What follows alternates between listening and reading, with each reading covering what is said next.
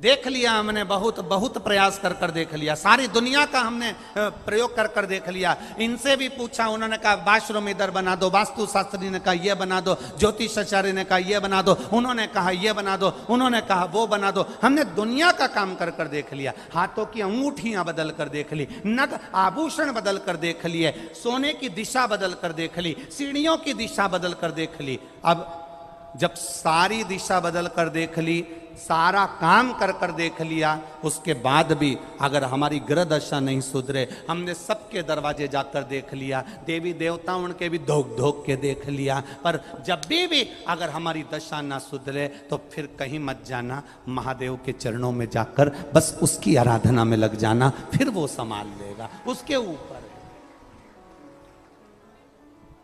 अरे देख लिया संसार हमने, देख लिया सब मतलब के यार हमने देख लिया। अभी गुरु पूर्णिमा की कथा में हमने एक बात कही थी, घर में शादी होती है, घर में विवाह होता है, घर में फंक्शन होता है, घर में जन्मदिन मनाया जाता है, घर में शादी की सालगिरह मनाई जाती है, घर में मकान का मुहूर्त करा जाता है, घर में किटी पार्टी करी जाती है, घर में जब शुभ अच्छे कार्य होते हैं, शादी होती है, तो जितने रिश्तेदार होते हैं वो आगे बढ़ बढ़ कर काम करते हैं। बोलो करते कि नहीं करते?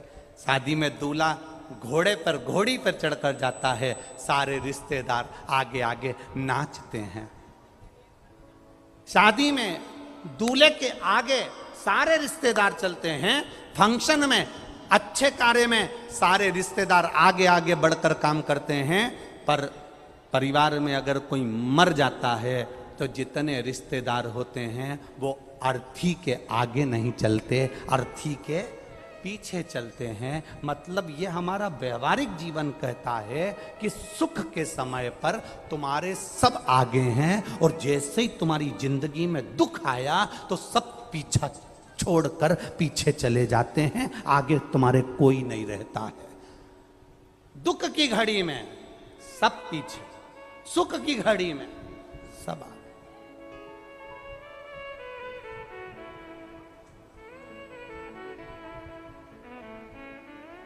मुर्दे को लेकर जाते हैं, राम नाम सत्य कहते कहते कहते कहते शमशान में ले जाकर अकेला छोड़ देते हैं। अब जरा विचार करिएगा, शादी होती है तो दूल्हे को अकेला नहीं छोड़ते, तुम्हारे राजस्थान में छोड़ते हो तो बात दूसरी है, हमारे मालवा में तो नहीं छोड़ते, मध्य प्रदेश में दूल्हे को अकेला नहीं छोड़ते, क्योंकि हल्दी लगी होती है तो कहते अकेला मत जाना, अकेले मत रहना, ए बना, ए बनी, अकेली नहीं रहना। दूल्हा दुल्हन को अकेला नहीं छोड़ते, केवल मरने के बाद मुर्दे को अकेला छोड़ कर आ जाते हैं। उसका केवल एक कारण है, सुख का जो समय होता है सब तुम्हारे साथ होते हैं, और दुख का समय मुर्दे को भी अकेला छोड़ कर आते हैं, उस समय कोई नहीं रहता, क्योंकि पूरे परिवार को मालूम है कि दुख की घड़ी में कोई खड़ा नहीं होगा, शमशान में केवल एक ही रहता है, और वो देव अधिदेव महादेव रहता है, वो संभाल लेगा, वो संभालेगा, कोई दूसरा संभालने वाला होता ही नहीं है। कौन संभालेगा आपको?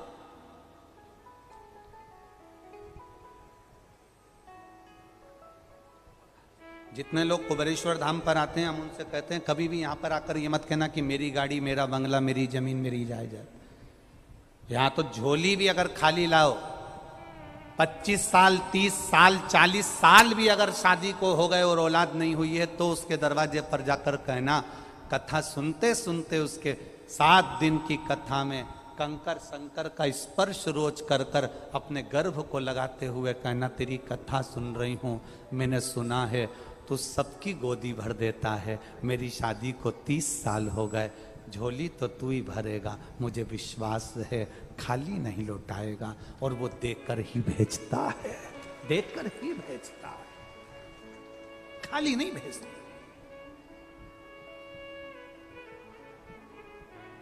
आप उसके सहारे जीना चालू करो, वो साथ लेगा। हम अभी तक अपने भ्रम में जी रहे हैं कि ये मेरा है, मेरे रिश्तेदार, मेरे नातेदार, मेरा कुटुंब, मेरा कबीला, मेरे अपने मुझे संभाल लेंगे। सब व्यर्थ की बात है, कोई किसी को नहीं संभालता। जब ब्रह्मा जी, ब्रह्मदेव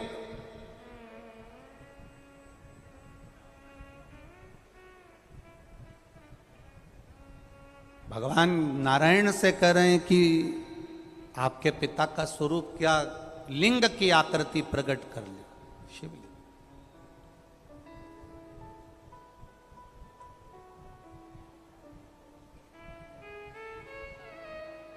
ये तुम्हारे पिता हैं? हाँ, भगवान कह रहे हैं मेरे पिता हैं ये। तुम्हारे पिता हैं? हाँ। इनके चरण कहाँ हैं? शीश कहाँ है? तुम्हारे पिता का चरण और शीश है कहां? देखना चाहिए। ब्रह्मा जी भगवान शंकर का शीश ढूंढने के लिए गए और भगवान विष्णु जाना नहीं चाहते थे, पर ब्रह्मा जी के कहने पर भगवान नारायण शंकर भगवान का चरण ढूंढने के लिए गए। वापिस जब लौट कर भगवान विष्णु को चरण नहीं मिले, आ गए, तब भगवान ब्रह्मा जी लौट कर आए तो केतकी का फूल और गौ माता को साथ लेकर आए। भगवान विष्णु से पूछा, क्या तुमको शिवजी का चरण मिला? नहीं। सत्य कह दिया, नाम सत्य नारायण पड़ गया। नाम पड़ गया सत्य नारायण।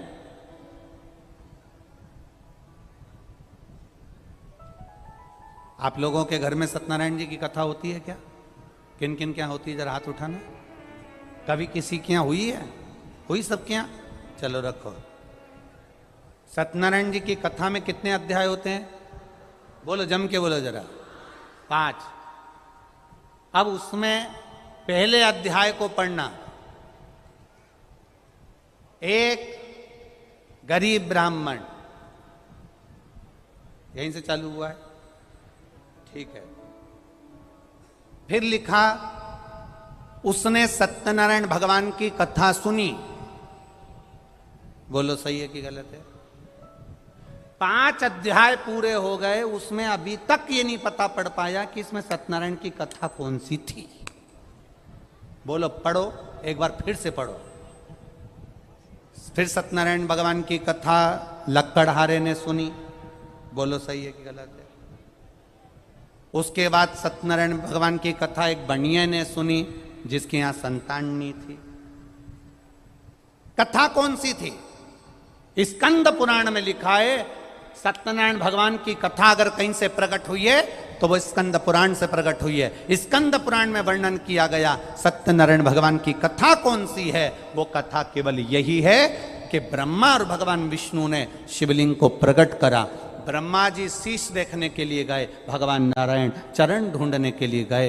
जब भगवान नारायण को भगवान शंकर के चरण नहीं मिले तो ब्रह्मा जी से कह दिया, मुझे भगवान के चरण नहीं मिले। उन्होंने सत्य कह दिया, इसलिए उनका नाम सत्य नारायण हो गया। शंकर भगवान प्रकट होकर कह दिए, सुनो नारायण, आपने मेरे शिवलिंग के सामने सत्य कहा है। पृथ्वी पर तुम्हारी पूजन होगी, जो एक कलश को स्थिर रखकर, श्रीफल रखकर, केले के खंभ लगाकर तुम्हारी आराधना करेगा, तुम्हारी पूजन करेगा।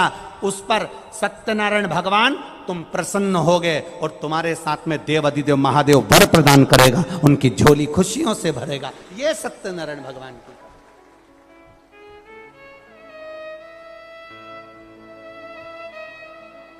सत्य को पहचाना भगवान नारायण ने। भगवान ब्रह्मा जी से पूछा, क्या आपको सिर मिला? ब्रह्मा जी बोले हाँ। ना मानो तो केतकी के पुष्प से पूछो। केतकी के पुष्प से पूछा, ब्रह्मा जी को सिर मिला? केतकी के फूल ने कहा। भगवान शंकर ने कह दिया, केतकी का फूल झूठ बोल रहा है, मैं श्राप देता हूं। एक केतकी सारे देवताओं पर चढ़ेगी पर शंकर पर कभी नहीं चढ़ेगी। 1000 गौ हत्या के बराबर दोष है एक केतकी का फूल अगर शंकर भगवान पर चढ़ जाए तो। श्राप दे दिया। गौ माता से कहा कि आप बोल रही हो कि ब्रह्मा जी ने शीश का दर्शन करा है। हाँ, तेरा पूरा शरीर पूजा जाएगा पर तेरा मुख अपूज्य होगा गौ माता। सारे मंदिरों की परिक्रमा आगे से होगी, सारे तीर्थों की परिक्रमा आगे से होगी, माता पिता की परिक्रमा आगे से होगी, पर गौ माता तूने झूठ बोला है इसलिए तेरी परिक्रमा तेरी पूंछ से चालू होकर पूंछ पर विराम होगी। कन्यादान आगे से, वस्त्रदान आगे से, मुद्रादान आगे से, स्वर्णदान आगे से, अन्नदान आगे से। केवल एक दान ऐसा होगा हिंदू सनातन धर्म में, गौदान, वो आगे से नहीं होगा, पीछे से होगा, गाय की पूंछ पकड़कर, क्योंकि इस गाय ने झूठ बोला है। तू असत्य बोल दी, झूठ बोल। कितना दोष, कितना दोष है, जरा विचार करिए। अगर कोई झूठ बोलने वाला व्यक्ति तुम्हारे को मिल जाए ना, तो कल अभी एक कथा में कहा था, गिलास टूटा है ना चल जाएगा, पानी का गिलास फूटा है ना चल जाएगा, पर पानी का गिलास आसपास दाल लग रही, सब्जी लग रही, रोटी पड़ी, झूठा है, चलेगा क्या? अरे बोलो, जम के बोलो। नहीं। जिस थाली में तुम बफेट में जाओ भोजन करने के लिए, वो थाली में यहाँ सब्जी लगी है, दही बड़ा लगा है, अचार लगा है, उस थाली में तुम रोटी कर सकते हो क्या? भोजन कर सकते हो क्या? नहीं। थाली टूटी होगी चल जाएगी, थाली फूटी होगी चल जाएगी, पर थाली झूठी होगी नहीं चलेगी। गिलास टूटा होगा चल जाएगा, गिलास फूटा होगा चल जाएगा, पर गिलास झूठा होगा नहीं चलेगा। बस यही बात है। व्यक्ति की टांग टूटी होगी चल जाएगा, हाथ टूटा होगा चल जाएगा, एक आध निपटी होगी चल जाएगी, पर व्यक्ति झूठा मिल जाएगा तो बिल्कुल नहीं चल सकता, ये जीवन नरक कर देगा। झूठा नहीं होना चाहिए। जो बच्चा अपने माता पिता से 24 घंटे झूठ बोलता है, पल पल में झूठ बोलता है, माँ बाप उस बच्चे पर ध्यान नहीं देते। जो भाई, जो पत्नी, जो पति अपने इष्ट से, पति पत्नी से झूठ बोले, पत्नी पति से झूठ बोले, अच्छा नहीं लगता। केवल एक झूठ माता सती ने महादेव से कह दिया था। शंकर भगवान ने पूछा, सती परीक्षा लेकर आई हो? सती ने केवल इतना कह दिया, मैंने कोई परीक्षा नहीं ली। एक झूठ महादेव ने सुना और शंकर भगवान का हृदय कछोट गया। ए सती, तू झूठ बोल रही, तू मुझसे बोल रही, अपने पति से, अपने पति से। आज सबसे ज्यादा अदालत में अगर केस चल रहे हैं तो ना जमीन के चल रहे हैं, ना जायदाद के चल रहे हैं, ना प्रॉपर्टी के चल रहे हैं, ना दुश्मनी के चल रहे हैं। सबसे ज्यादा केस अदालत में केवल तलाक के चल रहे हैं। काय के केस हैं? जम के बोलो जरा। तलाक के केस चल रहे हैं। तलाक के केस क्यों चल रहे हैं? क्योंकि केवल आज का विवाह, आज की शादी, आज का मंगल विवाह झूठ की बुनियाद पर होता है। लड़के वाले लड़की से पूछते हैं, तुम्हें सब काम आता है? हाँ, क्योंकि माँ ने कह दिया था कोई भी चीज की मना मत करना हो। हाँ। सिलाई आती है? हाँ। कढ़ाई आती है? हाँ। मूर्ख बनाना आता है? हाँ।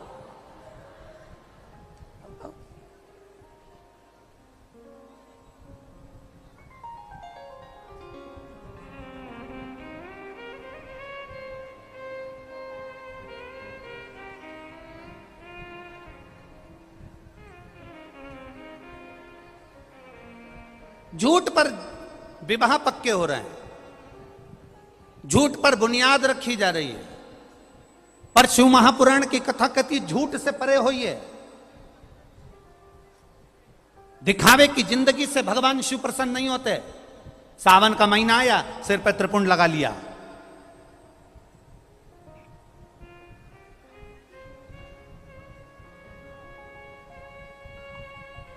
भादों का महीना आया, भगवान कृष्ण की जन्माष्टमी मना ली। नवरात्रे आए, गरबा खेलना चालू कर दिया, पहनावा बदल लिया हमने। ना ना ना ना, शिव महापुराण की कथा कहती है दिखावे से शंकर भगवान कभी प्रसन्न नहीं हुए। महादेव को जिसने प्रसन्न करा वो दिखावे से प्रसन्न नहीं करता। महादेव को जो प्रसन्न करता है वो निर्मल मन से। भोले को प्रसन्न करने का सबसे सुंदर तरीका है आप स्वयं भोले बन जाइए। तो कई लोग कहते हैं गुरुजी अगर हम भोले बनकर रहेंगे तो दुनिया बहुत समझदार हो गई, हमको मूर्ख बनाकर चली जाती है। हमारा निवेदन है, हम दुनिया के सामने भोले बनने का नहीं कर रहे हैं, हम शंकर का भोला भक्त बनने की बात कर रहे हैं। भोला भक्त का मतलब ये नहीं होता कि किसी को मूर्ख बना देना। भोला भक्त का मतलब होता है अपने शरीर के द्वारा, अपने द्वारा, अपनी वाणी के द्वारा, अपने चरित्र के द्वारा अपन किसी को दुख ना दें। बस यही भोला भगत की एक परिभाषा है। हमने अगर किसी को अपशब्द कह दिया, ताने दे दिए, गाली दे दी, आड़ा टेढ़ा कह दिया, इसमें भोला भगत की परिभाषा नहीं है।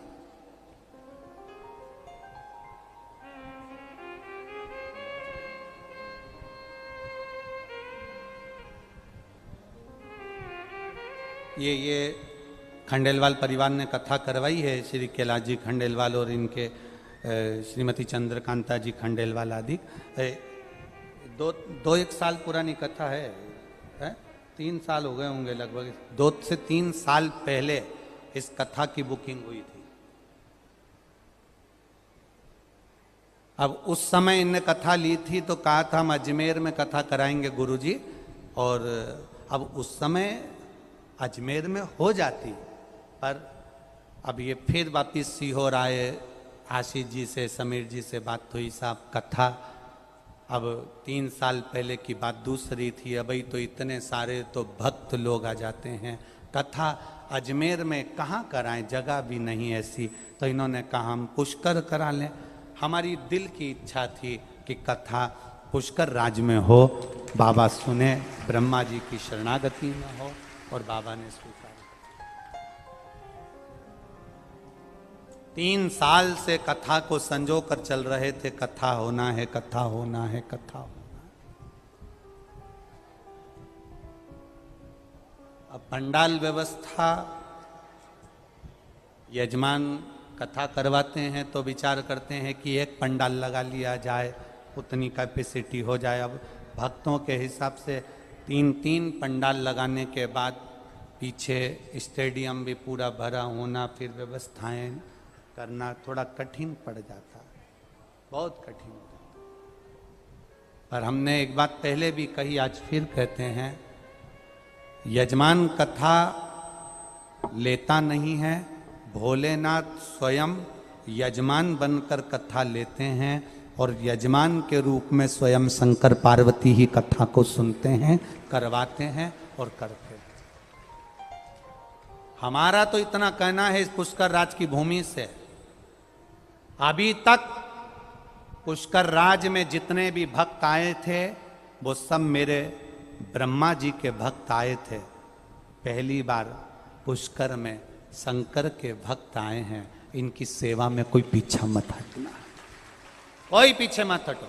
जितने अजमेर और पुष्कर के दानदाता हैं, अपने पानी, हम आपसे ये नहीं कहेंगे कि आप धन लाकर खर्च करो, आप यहाँ 1 रुपया भी मत दो, पर निवेदन इतना करना कि अपने हाथ से कुछ नहीं तो पानी की बोतल, पानी का पाउच, बिस्कुट आदि कोई भी शिव भक्त मिल जाए उसका मुंह झूठा जरूर कराना, और अपनी एक डायरी में लिख के रखना कि मैंने 5 तारीख को 5 रुपए का बिस्कुट खिलाया था, 3 महीने बाद वो 5 रुपए को हिसाब लगा कर देखना, वो 1000 गुना हुआ मिल जाएगा। ये शिव कथा सहज नहीं है, शिव महापुराण की कथा,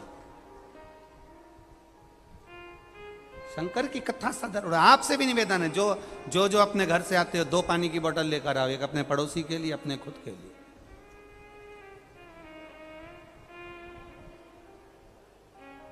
देखिए, अरे महाराज, शिव के सहारे ब्रह्मा जी के मन में प्रश्न उठ गया। गौ माता को कह दिया, ब्रह्मा जी कहते हैं ये वाणी झूठी है, शंकर भगवान की वाणी को झूठा संबोधन किया। शिवजी ने अपने पैर के नख से अंगूठा का नख तोड़कर फेंका, काल भैरव को प्रकट करा। काल भैरव को कहा ब्रह्मा का सिर काट दो। शीश ब्रह्मा जी का कटा, लुढ़कता लुढ़कता गया। कर्मनाशा नदी प्रकट हो गई। वो कर्मनाशा जिसका पानी का छींटा भी शरीर पर लग जाए तो 7 पीढ़ी में करा हुआ पुण्य नष्ट हो जाता है। ब्रह्मा जी का सिर लुढ़कता गया, कर्मनाशा नदी बहती चली गई।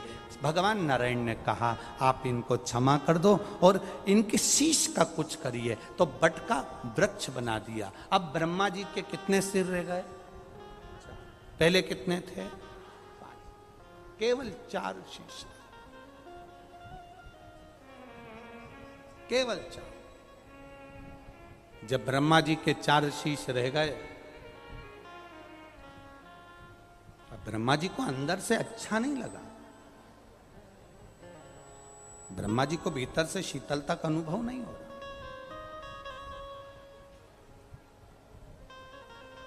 जब ब्रह्मा जी को अंदर से शीतलता का अनुभव नहीं हुआ, ब्रह्मा जी को श्रेष्ठता नहीं लगी कि भगवान शंकर ने मेरा शीश काट दिया,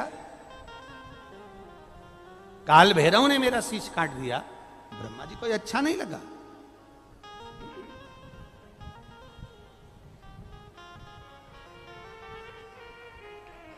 बहुत बड़ी सभा लगी है, बहुत बड़ी सभा। उस सभा में ब्रह्मा जी ने अपने मन के अंदर की बात सामने प्रकट करी। ब्रह्मा जी बोलते हैं कि मेरे मन को अच्छा नहीं लग रहा क्योंकि मैंने झूठ बोला था और मेरा एक शीश कट गया था, शीश कट गया। अब मैं क्या करूं?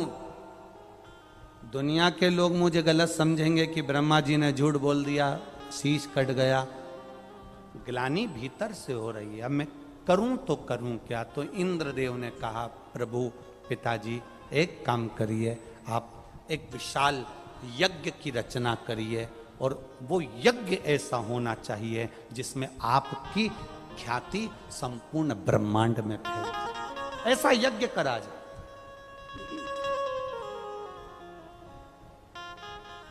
फिर वही बात आ गई,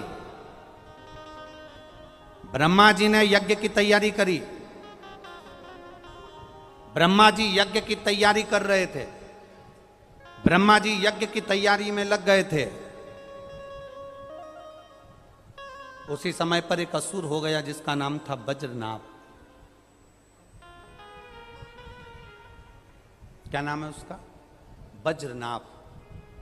इसका काम क्या था? जल को दूषित करना,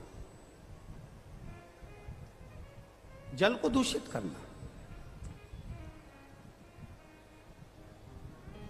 इसका काम ही जल को दूषित करना। बड़े जलाशय में आप लोग पुष्कर जी में आए हो और पुष्कर जी के कुंड में, पुष्करणी में, पुष्कर जी में आकर आप पुष्कर के इस कुंड में, ब्रह्म सरोवर में, इस कुंड में स्नान करो, चलेगा। आचमन करो, चलेगा। पर पुष्कर के इस कुंड में तुम कपड़े धो, नहीं चलेगा। पुष्कर के कुंड में तुम मुंह में पानी भरकर कुल्ला कर दो, नहीं चलेगा। ये वज्रनाभ जो राक्षस था, असुर था, ये था ही ऐसा। इसका एक ही काम था, जलाशय को दूषित करना, जल के स्थान को गंदा कर देना। जल के स्थान को गंदा क्यों करता था? केवल इसकी एक ही दिक्कत थी, ये जल का स्थान इसलिए गंदा करता था जिससे ये जल अगर गंदा हो जाएगा, जल अगर दूषित हो जाएगा, देवताओं पर जाकर चढ़ेगा, देवता आचमन करेंगे, देवताओं के पास रहेगा, तो वो देवता उससे नफरत करेंगे और नफरत करेंगे तो जल को त्रास देंगे। विचार किया, आप करें तो करें क्या? ब्रह्मा जी ने बुलाया वज्रनाभ को, समझाया वज्रनाभ हमारी बात मानो, आप ये काम करना बंद करो। आप लोगों से फिर निवेदन है, किसी तीर्थ में स्नान करने जाना, पुष्करणी में स्नान करने जाना, पुष्कर सरोवर में स्नान करने जाना, अपने गंदे कपड़े उसमें मत छोड़ना, उसमें डालना नहीं, उसमें धोना नहीं, और ना उसमें मुख में पानी भरकर कुल्ला करना, ना उसमें गंदगी करना। जितना समय आप पुष्कर राज में रहो, जितना समय गंगा के तट पर रहो, जितना समय तीर्थ में रहो, उतना समय प्रयास करना कि गंदगी मत करना, गंदगी को दूर रखना। क्यों? क्योंकि ना जाने कौन देवता किस रूप में उस स्थान पर बैठकर तप कर रहे होते हैं, ना जाने कौन से देवता उस स्थान पर बैठकर तपस्या कर रहे होते हैं। यहां तक पद्म पुराण में तो यहां तक कहा गया कि पुष्कर के कंकर कंकर में, पुष्कर की रज रज में, पुष्कर की एक एक कण कण में 33 कोटि देवी देवता बैठकर तप साधना करते हैं। ये वो पुष्कर भूमि है, ये वो भूमि है। यहां गंदगी करना उचितता नहीं, श्रेष्ठता नहीं। बजनाभ ने गंदगी कर दी। बजनाभ ने जब गंदगी करी, ब्रह्मा जी ने समझाया, नहीं माने तो ब्रह्मा को क्रोध आया, और ब्रह्मा जी को क्रोध आया तो उन्हें बजनाभ का अंत कर दिया, समाप्त कर दिया। गुस्से में ब्रह्मा जी जब आकर वापिस अपने स्थान पर बैठे, बैठते से ही उनके मन में तो था कि यज्ञ करना है, अनुष्ठान करना है, बस बैठते से ही जब क्रोध में आने के बाद में ब्रह्मा जी जैसे ही बैठे, बैठते से ही गले के अंदर जो कमल के पुष्प की माला पड़ी थी, उस माला में से 2 पुष्प और हाथ में से 1 पुष्प पृथ्वी पर आकर गिर गए, जिससे यह पुष्कर राज की पावन धरा पर 3 पुष्करणियों का निर्माण गिरे नीचे। यज्ञ करना है। अब भीतर अहम जाग गया थोड़ा सा। दिखावे से अगर कोई चीज करोगे तो वो कभी सिद्ध नहीं होगी महाराज, दिखावे से हट कर करिए। ब्रह्मा जी ने यज्ञ करना चाहा और विचार करा कि वर्चस्वता अपनी होना चाहिए। कहां करा जाए? जहां कमल का पुष्प गिरा, जहां पुष्प गिरा यही पुष्कर हो गया। और यज्ञ करने ब्रह्मा जी आए, पर एक मन में अहंकार आ गया था कि यज्ञ ऐसा करा जाए कि सब देखते रह जाएं। हम हमेशा यजमान परिवार को भी कहते हैं और सबको एक बात कहते हैं, जब भी कोई धार्मिक आयोजन करना, अच्छा आयोजन करना, किसी को दिखाने के लिए मत करना, अपने आत्मा की शांति के लिए, अपने हृदय के लिए करना। ब्रह्मा जी ने थोड़ा सा दिखावे का भाव आ गया। आप दिल से कहें उसको, वो दिल से सुनता है। शिव महापुराण की कथा कहती है,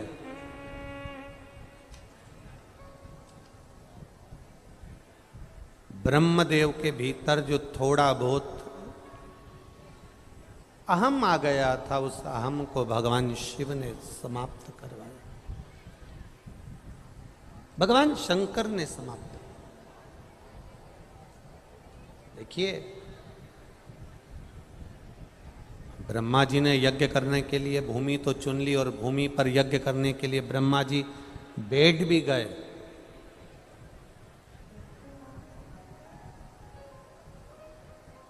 जो बहुत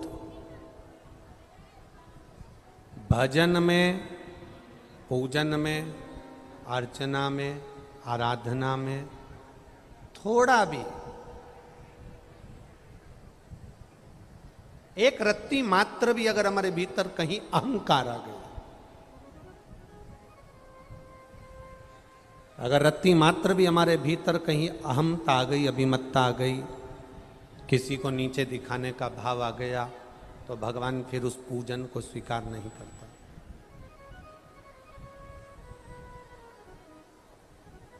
फिर भगवान स्वीकार नहीं करता। एक बात बहुत अच्छे से ध्यान में रखना, शरीर में अगर एक फोड़ा हो गया,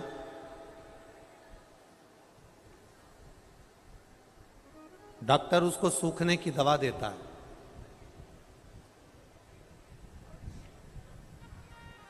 वो फोड़ा नहीं सूखा तो डॉक्टर फिर वापिस देखकर कहता है कि ये फोड़ा ऐसे सूखने वाला नहीं है, इसलिए फिर डॉक्टर दवा को पलट देता है। अब डॉक्टर सूखने की दवा नहीं देता, अब डॉक्टर दवा देता है उस फोड़े को पकने की। बोलो सही है कि गलत है? अभी सूखने की दवा दे रहा था, और अगर मान लो वो फोड़ा नहीं सूखा तो डॉक्टर ने उसको दवा को पलट दिया और अब उसे पकने की दवा दे दी।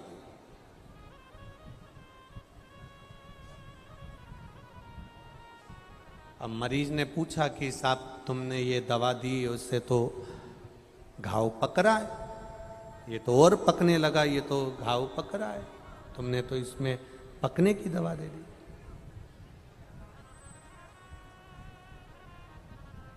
इसको तो सूखना था, पर डॉक्टर को मालूम है कि घाव अगर पकेगा तो फूटेगा तो उसमें से पस बाहर निकल जाएगा, और पस अगर बाहर निकल गया तो फिर जो दवा दी जाएगी उससे घाव सूख जाएगा। डिले कम करो, घाव उससे सूख जाएगा।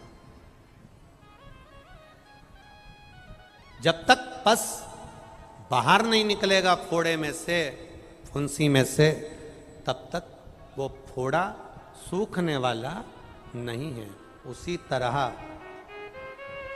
घाव को पकने के लिए डॉक्टर दवा देता है, तो कभी कभी ऐसा होता है कि हमारे भीतर जो अहंकार आ जाता है, हमारे भीतर जो अहम आ जाता है, हमारे भीतर जो अहंकार आ जाता है, मेरा भोलेनाथ उसको भी थोड़ा सा पका देता है, और पकाता है तो वो फूटता है, और फूटता है फिर घाव को सुखा देता है। वही की वही यहां हुआ, वही की थोड़ा भीतर अहम आ गया, थोड़ा भीतर अहंकार आ गया,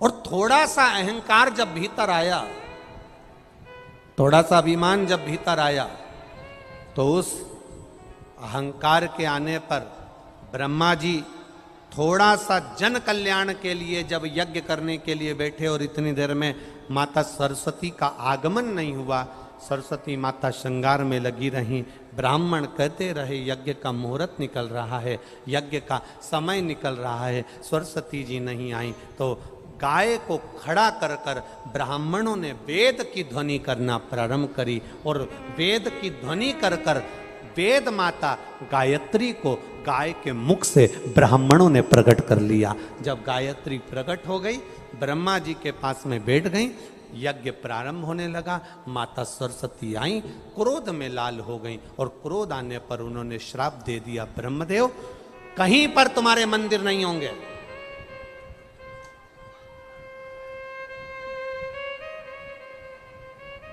किसी स्थान पर तुम्हारा मंदिर नहीं बनेगा। और ब्रह्मा जी, तुमने एक नारी का अपमान करा है, इस भूमि पर जहां तुमने यज्ञ करा है, इस भूमि पर तुम्हारा मंदिर बन सकता है, पर उसके लिए भी एक शर्त है। सरस्वती माता ने एक शर्त सामने रख दी,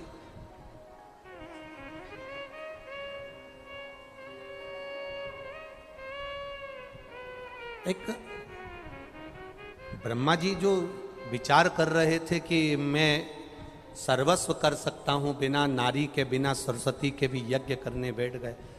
तुमने मेरा अपमान करा है ब्रह्मदेव, कहीं तुम्हारे मंदिर नहीं होंगे, पुष्कर राज की भूमि पर अगर तुम्हारे को तुम्हारी पूजन कराना है, तुम्हारा मंदिर इस पुष्कर राज की भूमि पर बनेगा, तो उसकी भी एक शर्त है, तुमने नारी का अपमान करा है, इसलिए जब तक तुम एक कन्या का कन्यादान नहीं कर देते, तब तक इस भूमि पर भी तुम्हारे मंदिर का निर्माण करना कठिन है। एक कन्या का कन्यादान तुम्हें करना पड़ेगा। शिव महापुराण की कथा कहती है, बहुत बहुत ध्यान लगा कर सुनना महाराज। पुष्कर राज की धरा एक ऐसी धरा है, पुष्कर राज की भूमि एक ऐसी भूमि है जहां पर पुष्कर के सरोवर का जल लेकर ब्रह्मा जी का नाम लेकर कपालेश्वर महादेव पर समर्पित किया जाता है।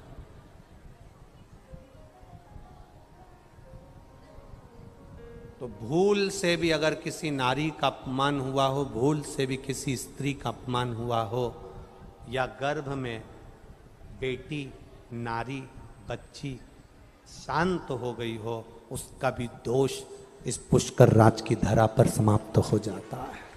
ये वो भूमि है। ब्रह्मदेव एक कन्या का कन्यादान करोगे तब पुष्कर राज की धरा पर तुम बैठकर पूजा सकते हो। तुमने एक नारी का अपमान करा है, स्त्री का अपमान। ब्रह्मा जी मौन हो गए, मौन, स्तुप्त। देव ऋषि नारद से ब्रह्मा जी ने कहा, एक कन्या का कन्यादान करना है, वो समय कब आएगा? ब्रह्मा जी के शब्द सुनकर नारद जी ने कहा, चिंता मत करो, द्वापर में भगवान कृष्ण का अवतार हुआ, राधा रानी प्रकट हुई। ब्रह्मा जी के सामने नारद जी ने कह दिया, चलकर तुम कन्यादान कर दो। किसका कन्यादान? के कहा, राधा का कन्यादान कर दो। भांडिर वन में ब्रह्मा जी ने राधा और कृष्ण का मंगल विवाह कर दिया और राधा का कन्यादान ब्रह्मा जी ने भगवान कृष्ण के साथ कर दिया। इस विवाह को केवल ब्रह्मा जी जानते हैं, इस विवाह को केवल यज्ञ नारायण जानते हैं, इस विवाह को केवल नारद जी जानते हैं, इस विवाह को केवल राधा जानती है, इस विवाह को केवल कृष्ण जानते हैं। इसके सिवा इस विवाह को कोई नहीं जानता। बाकी के समय पर राधा जी का विवाह देखोगे तो अनय घोष के साथ हुआ है। बाकी के समय पर भगवान कृष्ण का विवाह देखोगे तो रुक्मणी, सतभामा, जामंती, कालंदी, मित्रवंदा, लक्ष्मणा, इनके साथ हुआ है। राधा जी के साथ विवाह का कोई प्ररूप ही नहीं मिलेगा। पर पद्म पुराण के अंतर्गत, गर्ग संहिता के अंतर्गत, स्कंद पुराण के अंतर्गत, शिव महापुराण के अंतर्गत, देवी भागवत के अंतर्गत इस पुष्कर राज में ब्रह्मा जी बैठने के लिए जो कन्या का कन्यादान करे, उसका क्रम आज भी वृंदावन की धरा पर भांडिर वन में आज भी ब्रह्मा जी ने जो राधा जी का कन्यादान करा, उसका चरित्र हमारे शास्त्र आज भी करते हैं। तब जाकर ब्रह्मदेव के लिए माता सरस्वती ने आज्ञा करी और ब्रह्मा जी यहाँ पर विराजमान हुए और फिर ब्रह्मा जी का पूजन यहाँ प्रारंभ हुआ। ये धरा। एक बात आप लोगों से कहना चाहेंगे, कन्या का कन्यादान करना कोई साधारण बात नहीं है हमारा। एक कन्या का कन्यादान करके ब्रह्मा जी पुष्कर में पूजा जाते हैं।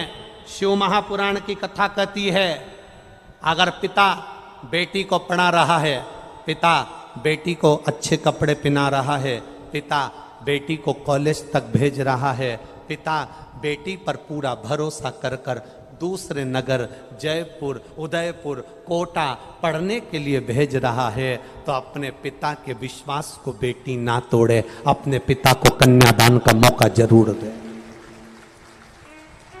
अपने पिता के विश्वास को बेटी ना तोड़े, उसको कन्यादान का मौका दे। क्यों? बेटा एक कुल को तारता है और बेटी दो कुल को तारती है। जब बेटी का कन्यादान पिता करता है तो बेटी का कन्यादान करते से बेटा, पिता 94 तरह के नरकों में नहीं भोगता, वो सीधे बैकुंठ धाम के लिए चला जाता है। ये बेटी कर सकती है। आपका किया गया कर्म आपको श्रेष्ठता दे दे। आज बच्चे लोग शंकर जी के मंदिर जा रहे हैं, आज नारियां शंकर जी के मंदिर जा रही हैं, पुरुष वर्ग शिव जी के मंदिर जा रहा है। कुछ तो मिलता होगा। एक पत्राएं देखिए, पत्रों में कितना सुंदर भाव लिखा है।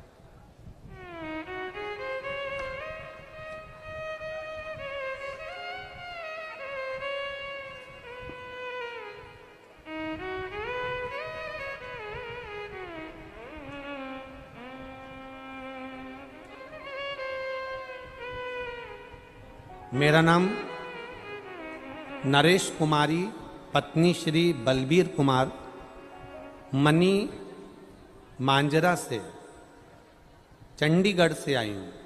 कहीं बैठी हैं? हाथ हिलाइएगा। कहीं बैठी हैं? मेरा नाम नरेश कुमारी, पत्नी श्री बलबीर कुमार। आप पत्र को टीवी पर भी पढ़ सकते हो। पति श्री बलबीर कुमार, मनी मांजरा से, चंडीगढ़ से आई हूँ। कहीं हो तो हाथ हिलाइएगा। अगर कहीं बैठी हो तो अपने दोनों हाथ हिला सकती हैं। चंडीगढ़ से आई हूँ। गुरुदेव, मेरे पति को सन 2015 से सोराइसिस की बीमारी थी जो कि पूरे शरीर में फैल गई थी। पहले 2 साल पीजीआई से इलाज चला पर बीमारी से कोई आराम नहीं मिला। फिर उसके बाद 3 साल आयुर्वेदिक इलाज चला पर कोई आराम नहीं मिला। फिर कोरोना काल से आपकी कथा सुनना प्रारंभ करी। एक आपने शिव जी का बगलामुख और बगलामुखी माता का हल्दी का माला वाला उपाय बताया था।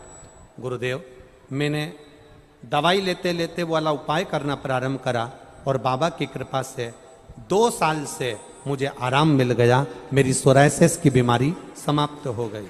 मैं बाबा को यहाँ धन्यवाद देने आई हूँ। गुरुदेव, मेरा बेटा अजय कुमार 35 साल का हो गया था, जिसकी शादी नहीं हो रही थी। जिसको पत्रिका दिखाते थे वो कह देता था इसके विवाह के योग नहीं है। मैंने पशुपतिनाथ का व्रत किया, बाबा से विनती करी और 14 मार्च 2023 को मेरा बेटा जो 35 साल का हो गया था उसकी शादी बाबा ने करा दी। मैं बाबा को धन्यवाद देने आई हूं। शिव तत्व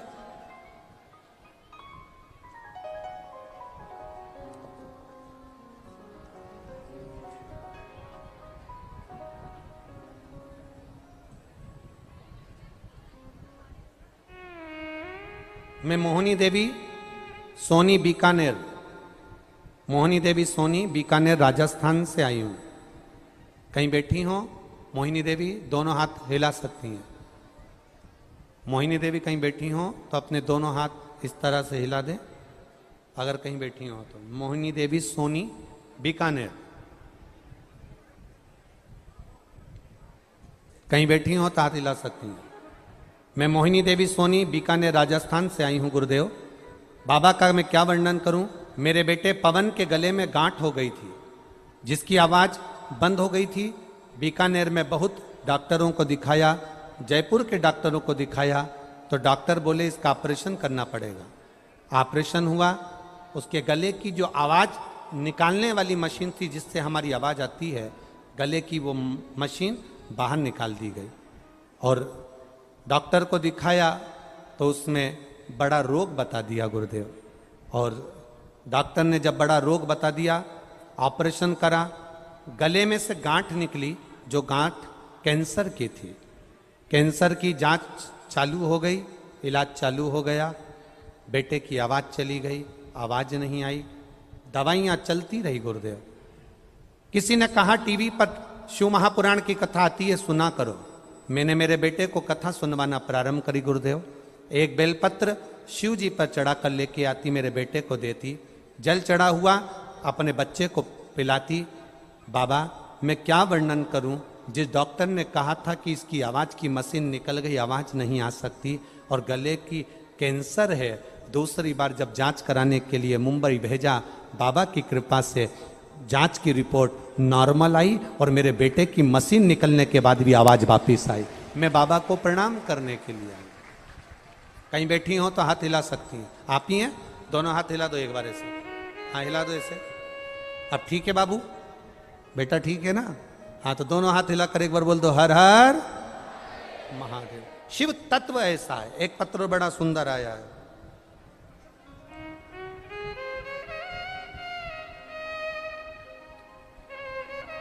मैं लक्ष्मी यादव, पति श्री सुनील यादव, जयपुर में रामगंज की निवासी हूँ।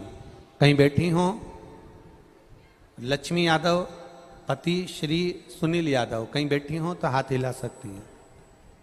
बैठी हैं? कहीं बैठी हो तो हाथ हिला सकती हैं। लक्ष्मी यादव, श्री सुनील जी यादव। एक लोटे जल का मैं क्या वर्णन करूं गुरुदेव, वर्णन नहीं कर सकती। मेरे पेट पर हल्की सी सूजन दिखी। मैं क्लिनिक पर दवाइयाँ लेकर आई, सूजन की दवाई मैंने खा ली, आराम नहीं लगा। 10 से 15 दिन हो गए, आराम नहीं मिला। फिर मैंने सोनोग्राफी कराई। सोनोग्राफी में आया कि मेरे पेट में पानी भरा है। जब दूसरी सोनोग्राफी हुई, पेट का पानी देखा गया तो उसमें गांठ बतला दी।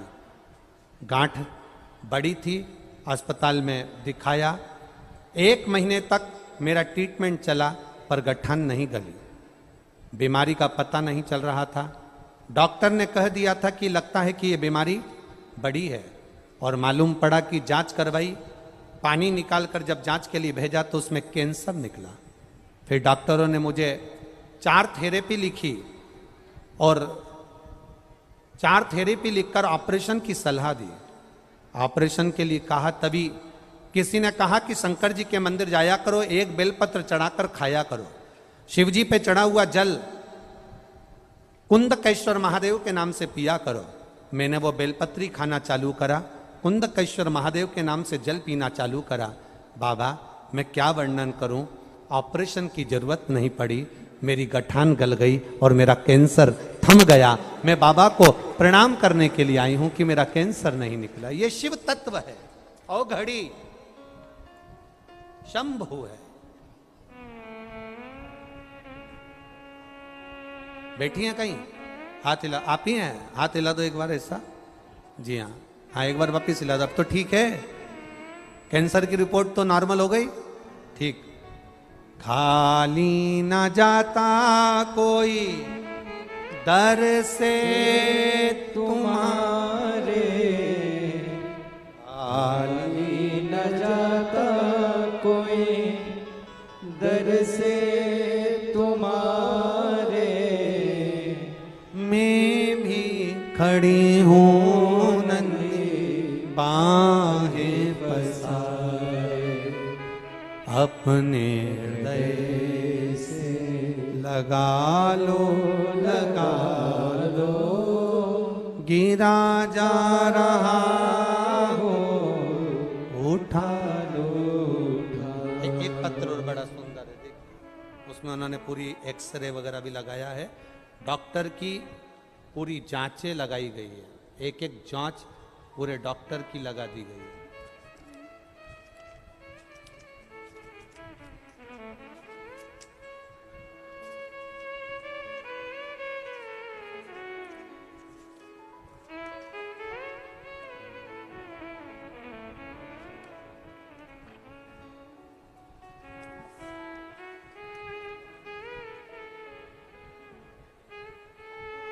मेरा नाम कमला देवी है, मेरे पति का नाम सत्यनारायण उदेनिया है, जो आर्मी से रिटायरमेंट हैं।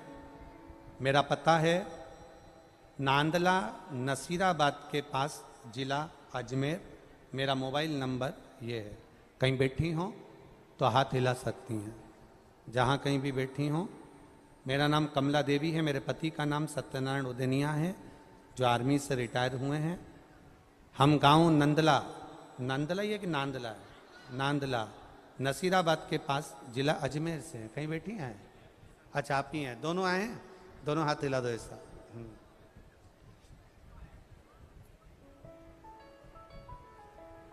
गुरुजी मेरी दांतों में बीमारी हो गई थी कोरोना के समय में। दांतों को डॉक्टर को दिखाया तो डॉक्टरों ने बोला आपके दांत ठीक नहीं है, एक बार न्यूरो सर्जन से डॉक्टरों से जांच कराओ।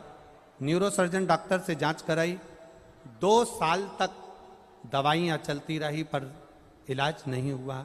बीमारी बड़ी थी, लग रहा था ठीक होना मुश्किल है। डॉक्टर ने भी कह दिया लंबा समय चलेगा, दवाई का कोई भरोसा नहीं है क्योंकि बीमारी ठीक नहीं है। गुरुदेव 3/10/2022 में आपकी पहली बार कथा देखना शुरू किया। सबसे बड़ी बात तो ये कहूँगी कि मेरे पति फौजी में रहे हैं तो विश्वास नहीं होता है। ऐसे ना जाने कितने पंडित आते हैं टीवी पर बोलकर चले जाते हैं किस किस पे भरोसा करो, इसलिए कोई भरोसा नहीं करता गुरुदेव। पर मैंने जब आपकी बात पर भरोसा करा तो मेरे पति से भी कहा कि एक बार शंकर जी पे जल चढ़ाकर पीने में क्या जाता है, इतनी डॉक्टरों की इलाज करवा रहे हैं, डॉक्टरों की इतनी दवाइयाँ खा रहे हैं और डॉक्टर कह रहे हैं कि ये ठीक नहीं हो सकती, पूरा मुख बेकार हो चुका है। तब शिवजी पे भरोसा कर कर 1 लोटा जल चढ़ाया, 1 बेलपत्री खाई। गुरुदेव कुछ ही दिन निकला, पानी, सब्जी को पानी जैसी पीस कर केवल पी सकती थी, दूध जैसी रोटी को पीस कर केवल पी सकती थी, दांतों को कुछ भी प्रयोग नहीं कर सकती थी क्योंकि बीमारी बड़ी थी। गुरुदेव पर बाबा सुनते हैं, मेरे पति को कभी विश्वास नहीं था कि ऐसा हो सकता है। एक बेलपत्री, एक लोटा जल सब अच्छा कर सकता है। 8 महीने हो गए बाबा, एक भी गोली नहीं खाना पड़ रही है। मेरा मुंह पूरी तरह से ठीक हो गया है। मैं यहां प्रणाम करने आई। बाबू ठीक है? अब पूरा मुख ठीक है? आराम? खाली न जाता कोई दर से तुम्हारे, मैं भी खड़ा हूँ नंदी बाहें फसाए, अपने हृदय से लगा लो, गिरा जा रहा हो उठा लो। हम तो कहते हैं शिव महापुराण आप सुनने जरूर आए हो, बैठे जरूर हो। थोड़ा गर्मी जरूर है, उमस पड़ रही है, आप लोगों को पंखा झेलना पड़ रहा है, कोई धूप में बैठा है, कोई बाहर बैठा है, पर एक विश्वास लेकर बैठना, भरोसा लेकर। 7 दिन की कथा दिल से सुनकर जाना, वो दिल से झोली भर कर दे देगा, ये विश्वास मानकर जाना, भरोसा रख। जो रह गए हैं, भले लोग कहेंगे बहुत भीड़ है, बहुत भीड़ है, ट्रैफिक जाम है, पहाड़ी से नीचे तक तो गाड़ियां पार्किंग नहीं, बहुत जाम है, बहुत जाम है। पर ऐसा ट्रैफिक जाम, ऐसी भीड़ तो सब दूर चलती रहेगी, पर अपना भी तो उससे मिलन हो सके, 2 क्षण बैठकर अपने दिल की बात अपने महादेव को कह सकें, ऐसा समय मिलना मुश्किल है। दिल से कहूं उसको, मेरे भोले तेरा सहारा है, मेरे भोले तेरा सहारा है, मेरी नैया का तू किनारा है, मेरी नैया का तू किनारा है। ये शिव तत्व होता ही ऐसा, उसका गुणगान, उसका भजन, उसका कीर्तन, उसका मंत्र जाप, उसका स्मरण, उससे की गई प्रार्थना खाली नहीं जाती। ब्रह्मा ब्रह्मलोक में रहते हैं, भगवान विष्णु वैकुंठ लोक में रहते हैं। पृथ्वी का, मृत्यु लोक का अगर कोई देव है तो वो केवल एक देव अधिदेव महादेव है। उससे करी गई प्रार्थना खाली नहीं रहती। कहो उससे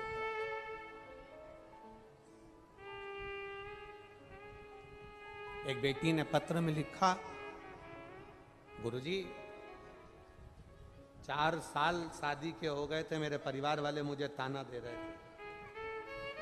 बेटी लिख रही है,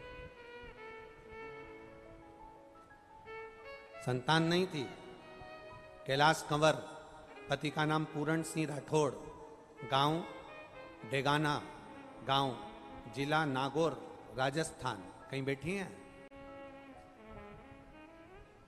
कहीं बैठी हो तो हाथ हिला सकती हैं। मेरा नाम कैलाश कंवर, पति का नाम पूरण सिंह राठौर, गांव डेगाना, गांव जिला नागौर, राजस्थान। कहीं बैठी हो तो हाथ हिला सकती हैं। आई हैं? हाँ उधर हैं, हाथ हिला दो। बच्चे को लाइए साथ में, ला सकती हो यहां तक? हाँ लियाओ, लियाओ लियाओ। मेरा कार्यकर्ताओं से निवेदन है, इनको आने के लिए थोड़ी सी जगह दे दें। गुरुदेव सब ताना देते थे तेरे घर में संतान नहीं होगी, जिसको दिखाया उसने कहा संतान का सुख नहीं है। डॉक्टर को दिखाया तो कहा तुम दोनों पति पत्नी में कुछ कमी है जिसके कारण संतान का सुख नहीं है। गुरुदेव पहला पशुपति व्रत करा अपने ससुराल में, मैं भोग लगा कर आती थी और ऐसा लगता था कि कुत्ता प्रसाद को खा जाता था तो मन दुखता था कि भगवान ने मेरे व्रत को स्वीकार नहीं करा। गुरुदेव मेरा गर्भ नहीं ठहरा, फिर मैंने वापिस व्रत करा, स्वीकार नहीं हुआ। मेरी माता ने मुझे मायके बुला लिया और पशुपति व्रत करवाए, और बाबा की कृपा ऐसी हुई, गुरुदेव मैं क्या वर्णन करूं, बाबा की कृपा से सब जगह से हार गए थे, क्योंकि डॉक्टर जब मना कर दिया तो फिर क्या चीज़ है। गुरुदेव बाबा ने गर्भ ठहराया और बाबा की कृपा से सफ़ेद आंकड़े की जड़ का प्रयोग जो करा, बाबा की कृपा से मेरी नॉर्मल डिलीवरी भी हुई और संतान की प्राप्ति भी हुई। मैं बच्चे को यहाँ लेकर आई हूँ गुरुदेव। आपने एक लाइन बहुत अच्छी लिखी है दीदी, करता करे ना कर सके, शिव करे सो होए, तीन लोक नो खंड में, शिव से बड़ा ना कोई, शंकर से बड़ा। ये शिव है, ओ घड़ी उसकी उदारता प्रबल है, उसकी उदारता का क्या वर्णन।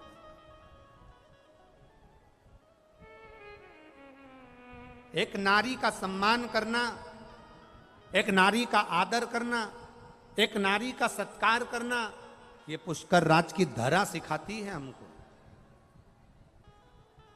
ये पुष्कर राज की भूमि सिखाती है हमको।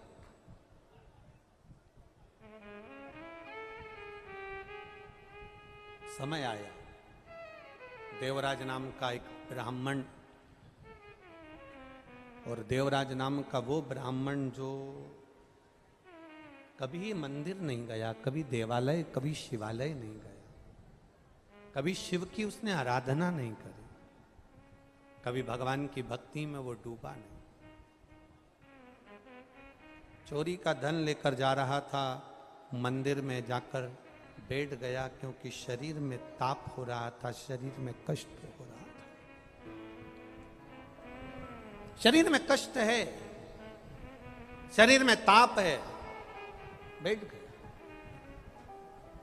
वहीं पर शिव महापुराण की कथा चल रही थी, पर देवराज नाम का ब्राह्मण जो चोरी में लीन था, कभी भगवान के मंदिर नहीं गया, कभी शिवालय नहीं गया, कभी देवालय नहीं गया, कभी शिव को एक लोटा जल नहीं चढ़ाया, कभी शंकर भगवान पर एक बेलपत्र ना चढ़ाई। उस देवराज नाम के ब्राह्मण के शब्द सुनकर उसे क्रोध भी आ रहा था, क्योंकि ब्राह्मण बार बार में बोल रहा था हर हर महादेव। जब जब ब्राह्मण हर हर महादेव बोल रहा था तो देवराज को थोड़ा सा चिढ़ छूट रहा था, क्रोध आ रहा था, क्योंकि उसके शरीर में ताप हो रहा था, शरीर में कष्ट हो रहा था, ताप है, शरीर में कष्ट है। अब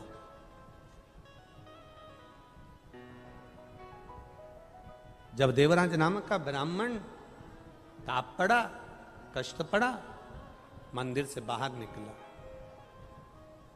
और मंदिर से जब बाहर निकला तो निकलते से ही देवराज मंदिर से जब बाहर निकलता है, बेलपत्री के वृक्ष के नीचे बैठा था, और उसके प्राण उसी समय पर छूट जाते हैं। उसी समय जब देवराज के प्राण छूटे, उसको यम के दूत बंदी बनाने नहीं आए। जब उसने चोरी करी थी, गलत काम करा था, तो यम के दूतों को बंदी बनाना था, पर यम के दूत उसको बंदी बनाने के लिए नहीं आए। यम के दूत बंदी बनाने के लिए नहीं आए, उसको लेने के लिए स्वयं मेरा देव अधिदेव महादेव नंदी पर उसको लेकर जा रहा है। तो देवराज के मन में प्रश्न जागृत हो गया, देवराज के मन में एक प्रश्न खड़ा हो गया। देवराज ने कहा कि प्रभु ये बात बताओ कि मैंने चोरी करी, मैंने कपट करा, मैंने छल करा, मैंने बेईमानी करी, मैंने प्रपंच करा, मैंने गलत काम करा, मैंने दुनिया का लोगों का धन चुराकर उनके धन का उपयोग करा, और मुझे मरने पर तो नरक मिलना था, फिर आप ये नंदी लेकर मुझे लेने के लिए क्यों आए हो? नंदी लेकर मुझे लेने के लिए किस लिए आए हो, ये तो बताओ। तब देव अधिदेव महादेव ने कहा, तुम्हारी माता हमारी उपासक है, शिवालय में जाकर एक लोटा जल तुम्हारी माता चढ़ाती है, और शिवालय में जाकर जब एक लोटा जल तुम्हारी माता रोज चढ़ाती है, बस शिव जी कहते हैं घर की कोई नारी, घर का कोई पुरुष, घर का कोई बच्चा, घर का कोई बुजुर्ग घर का कोई बड़ा, घर का कोई एक व्यक्ति भी अगर शंकर जी के मंदिर में, शिवालय में जाकर एक लोटा जल चढ़ा रहा है, समझ लो वो अपनी 71 पीढ़ी को पार लगा रहा है, केवल जड़ चढ़ाने के भाव में 71 पीढ़ी पार। एक लोटा जल, जरा जरा जम के बोलो, सारी समस्या का हल। बोल बम का नारा है। राजस्थान वालों की आवाज बैठ गई का? हमने तो सुना था दमदारी से बोलते, जब भी बोलते तो जरा दम से बोल बम का नारा है। एक सहारा बाबा, उसके चरणार बिंद की रज का सहारा, उसके चरण की रज का सहारा। देवराज, मैं चोर हूं, पर मेरे बाबा ने मुझ पर कृपा करी। ये कृपा केवल देवराज की नहीं, ये उसकी माता की कृपा है। मां ने जो एक लोटा जल भगवान देवाधिदेव महादेव को समर्पित करा, मां ने जो एक लोटा जल भगवान शिव को समर्पित करा, ये उसका फल है, ये उसका आनंद है, ये उसका सुख है। समय आया, एक बिंदुक नाम का ब्राह्मण,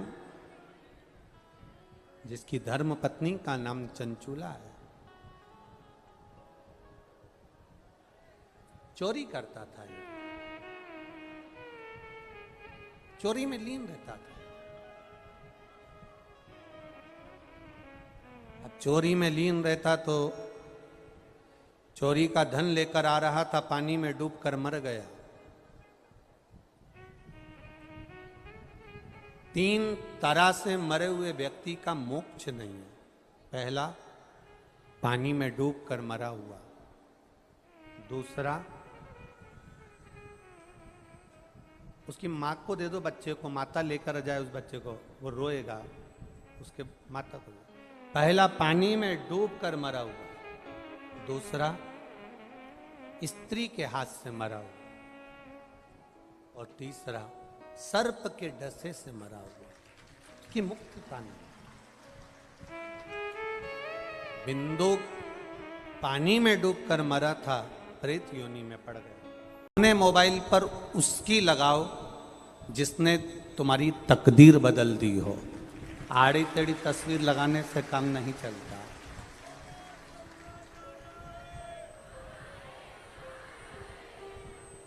तस्वीर उसी की लगाई जाती है मोबाइल पर जो तुम्हारी तकदीर को बदल दे। उसी तरह अपनी चित्तवृत्ति में, अपने मन में, अपने विचारों में, अपनी सोच में, अपनी बुद्धि में उसकी शरणागति ग्रहण करो जो तुम्हारी तकदीर को बदलने का सामर्थ्य रखता है। और वो कोई दूसरा नहीं हो सकता, वो केवल देव अधिदेव महादेव ही हो सकता है, दूसरा हो ही नहीं सकता। अकाल मृत्यु वो मरे जो काम करे चंडाल का, और काल उसका क्या बिगाड़े जो भक्त हो महाकाल का।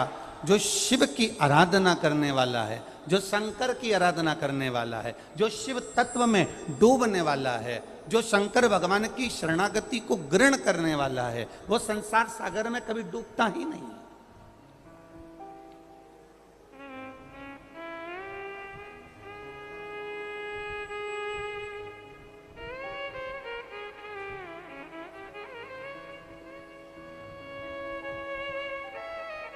वो मृत्यु लोक में आने के बाद कभी नहीं डूबेगा।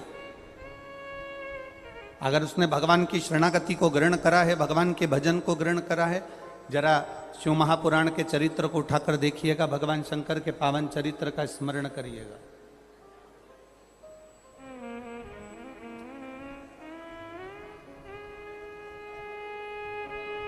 ब्रह्मा जी ने भगवान विष्णु से प्रश्न किया है, मैं आपकी नाभि से प्रकट हुआ हूं, आप मेरे पिता हो।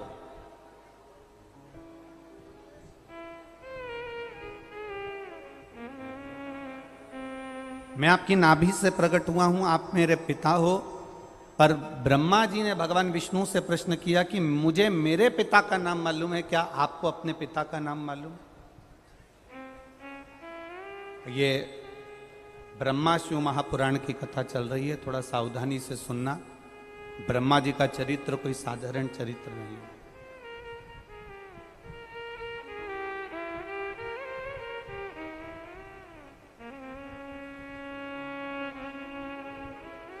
एक जरा सा आप कथा में सुनेंगे, ब्रह्मा जी का सिर कट गया था और सिर कटने के बाद ब्रह्मा जी के केवल 4 मुख रह गए और वो 4 मुख रखने के बाद ब्रह्मा जी की चित्तवृत्ति में आनंद की अनुभूति नहीं हुई।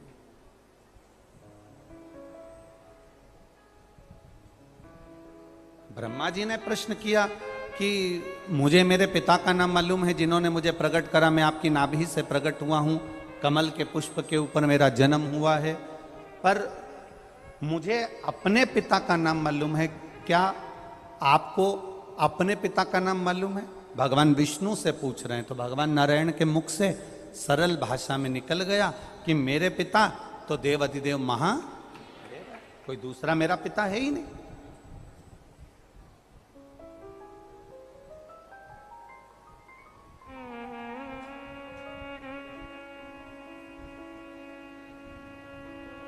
भगवान विष्णु मेरे पिता है, भगवान शिव मेरे पिता है। अच्छा, कई लोग कहते हैं गुरुजी ये आप कह देते हो कि भगवान नारायण के पिता भगवान शंकर हैं, तो ये कथा कहाँ कहाँ मिल सकती है? तो हम उनसे कहेंगे कि शिव महापुराण का भी स्मरण कर लें, विष्णु पुराण का भी स्मरण कर लें, गर्ग संहिता का भी स्मरण कर लें, पद्म पुराण का भी स्मरण कर लें और स्कंद पुराण का भी स्मरण कर लें। अगर आप बहुत दूर नहीं जा सकते तो बद्री विशाल की कथा को उठाकर देख लीजिए। बहुत दूर आप नहीं जाते तो बद्रीनाथ जी की कथा को उठाकर देखिए कि भगवान नारायण और लक्ष्मी शंकर भगवान के पावन धाम में घूमने के लिए निकले और घूमने के लिए भ्रमण करने के लिए जब बद्रिकाश्रम में पहुंचे, बद्रिकाश्रम की जो भूमि थी वो शिव जी की प्रिय भूमि थी, जहां पर आते से ही लक्ष्मी जी का मन लग गया और लक्ष्मी जी ने नारायण से कहा ये भूमि मुझे चाहिए, ये भूमि मुझे चाहिए। भगवान विष्णु ने समझाया कि ये तो देवाधिदेव महादेव की धरा है, ये भगवान शंकर की पवित्र भूमि है, इसको हम नहीं दे सकते, हम शंकर जी से नहीं ले सकते।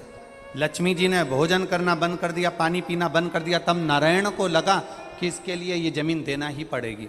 तब मेरे भगवान शिव के चरणों का स्मरण करते उससे पहले मेरे नारायण ने बच्चे का रूप ले लिया और अलखनंदा नदी के तट पर मेरे भगवान नारायण रोने लगे। पार्वती जी के कानों में शब्द गया, पार्वती जी नारायण को उठाकर लेकर आ गई। शिव जी से आकर कहा मुझे एक बच्चा मिला है, माँ इसको छोड़कर चली गई है, ये बच्चा रो रहा है, इसलिए मैं इसको लेकर यहाँ आ गई हूँ, मैं इसको रखना चाहती हूँ। भगवान शंकर ने जो नारायण का दर्शन करा, दर्शन करते से ही भगवान शंकर ने मन में सोच लिया कि ये पार्वती तू जिसको उठाकर लाई है ना कहीं तेरे मन को चोट पहुंच सकती है। पार्वती जी बोली ऐसा हो नहीं सकता। पार्वती किसी की भी औलाद को, किसी की संतान को गोदी में नहीं लेना चाहिए। अगर संतान गोदी में आ जाती है तो उसको अपनी पूरी प्रॉपर्टी देना पड़ जाती है।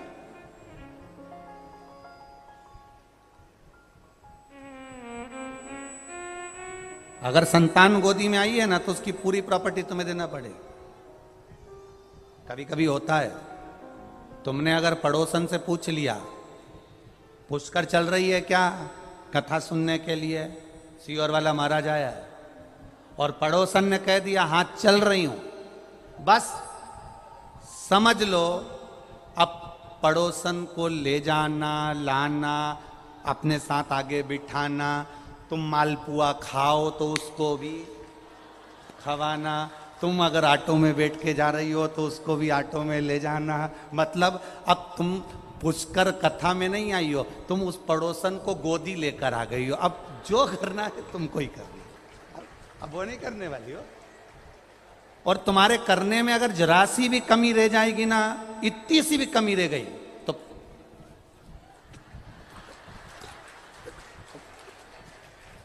तुम बैठी यहां, वो बैठी वहां, और वहीं से तुमने उसको जो देखा,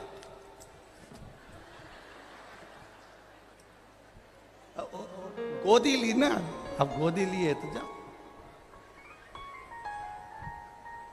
अब गोदी लिया है तो अब भगवान कह रहे हैं कि किसी की संतान को गोदी नहीं लेना। नहीं नहीं नहीं नहीं, मैंने तो गोदी ले लिया। शाम का समय हुआ, भगवान नारायण जो बच्चे के रूप में हैं, शंकर भगवान और पार्वती मैया उसको कक्ष में छोड़कर कुंडी लगाकर बद्रिकाश्रम में चल वापिस आए, और जब वापिस आकर देखा तो कुंडी खुली नहीं, अंदर से दरवाजा बंद था। तब पार्वती मैया क्रोध कर कर श्राप देती, उससे पहले नारायण सामने निकल कर आ गए और उन्होंने कहा, ये बद्रिकाश्रम हमको अच्छा लग रहा है, आप ये बद्रिकाश्रम हमको दे दो। भगवान ने कहा ठीक है। बद्रिकाश्रम नारायण को दे दिया। केदारनाथ जी में भगवान शंकर, केदारनाथ जी में भगवान शिव खुद जाकर निवास करने लगे। अब जरा विचार करिएगा, भगवान नारायण को माता पार्वती जी ने और शंकर जी ने अपनी गोदी में खिलाया है, तो नारायण क्या शिव जी के पुत्र नहीं कहलाएंगे? ये तो एक कथा है। भगवान विष्णु की अगर शादी करी तो भगवान शंकर जी ने करी।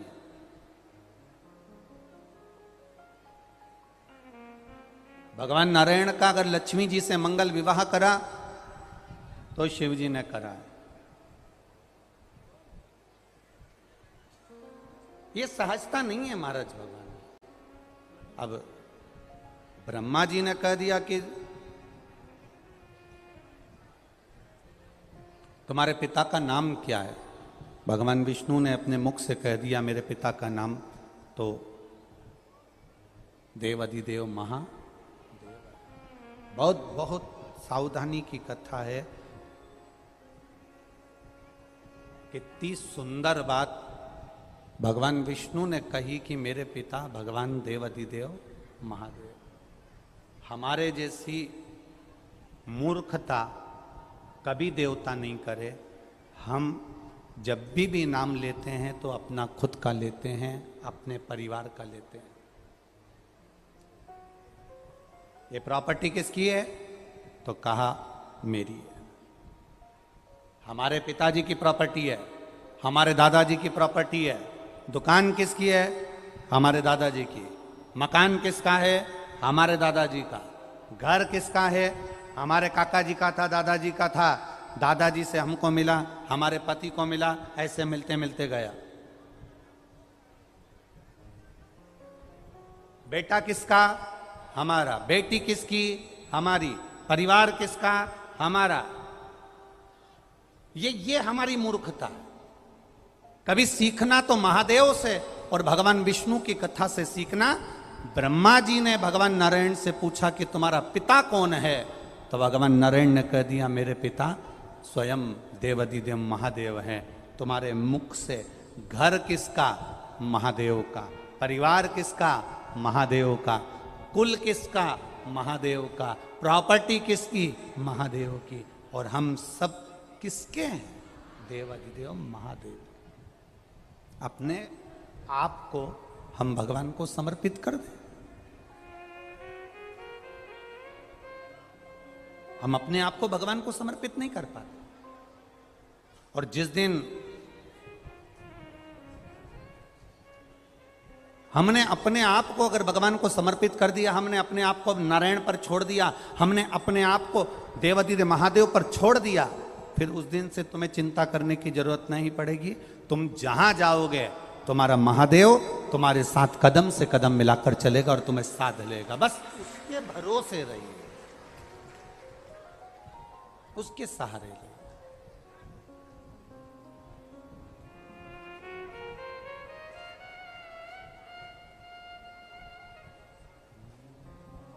खाली न जाता कोई दर से तुम्हारे, खाली न जाता कोई दर से तुम्हारे, मैं भी खड़ा हूँ नंदी बाहें पसारे, अपने हृदय से लगा लो लगा लो, गिरा जा रहा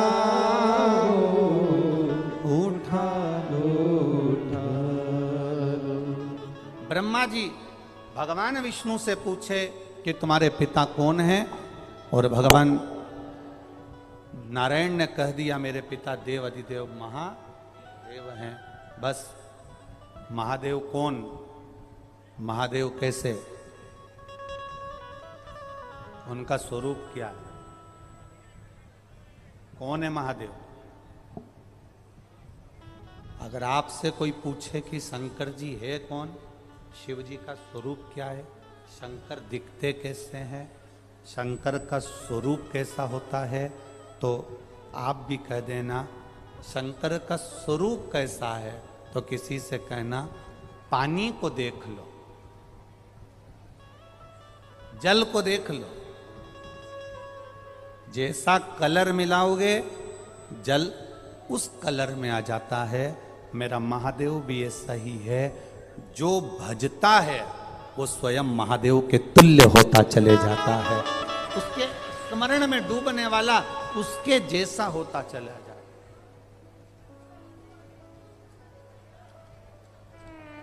आप जितना जितना भजन, कोई कह रहा था गुरुजी पुष्कर राज्य में कथा चल रही है,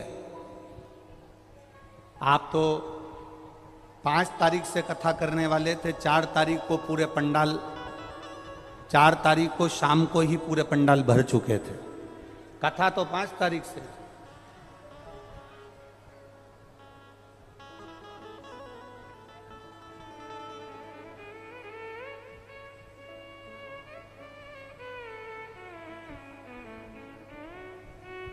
अच्छा तुम्हारा क्या है, तुम तो अपना वो चद्दर और वो कम्बल और दरी और पानी की 2 बाटल लेके तुम तो कथा में आ गए।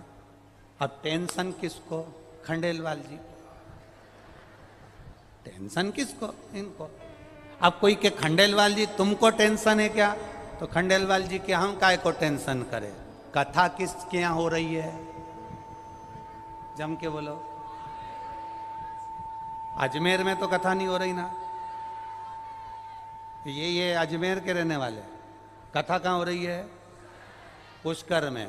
तो पुष्कर किसका, ब्रह्मा जी का, तो जजमान भी कौन, ब्रह्मा जी। अब व्यवस्था कौन करे, ब्रह्मा जी। अपने को क्या करना,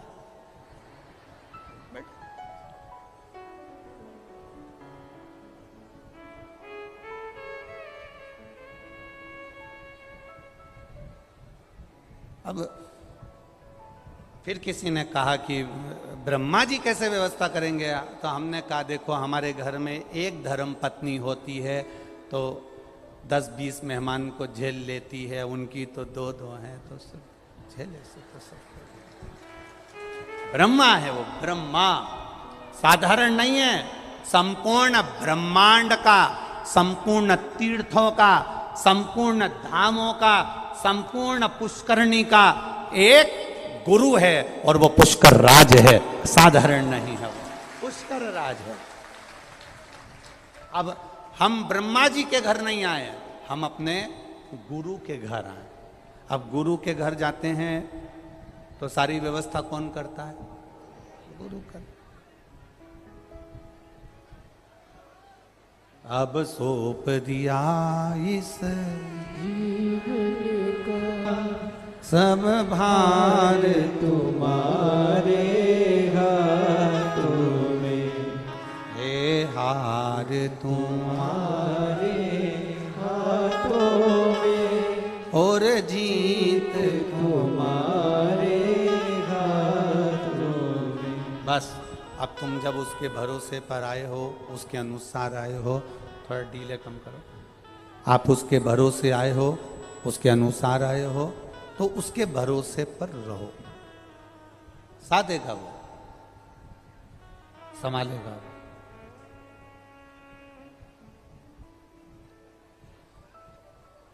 ब्रह्मा जी ने कहा आपके पिता कैसे दिखते हैं?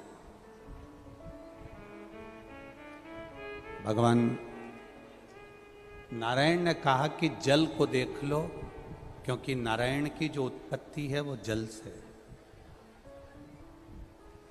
जल में जो अयन करे वो नारायण।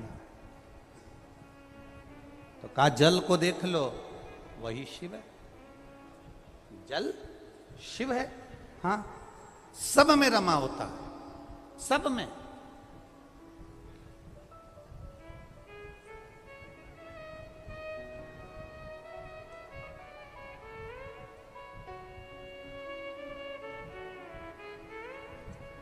प्रत्येक शिव जी पर चढ़ा हुआ प्रत्येक शंकर के मंदिर में शंकर जी पे चढ़े हुए जल को आप आचमन कर सकते हो, प्रत्येक शिव मंदिर का।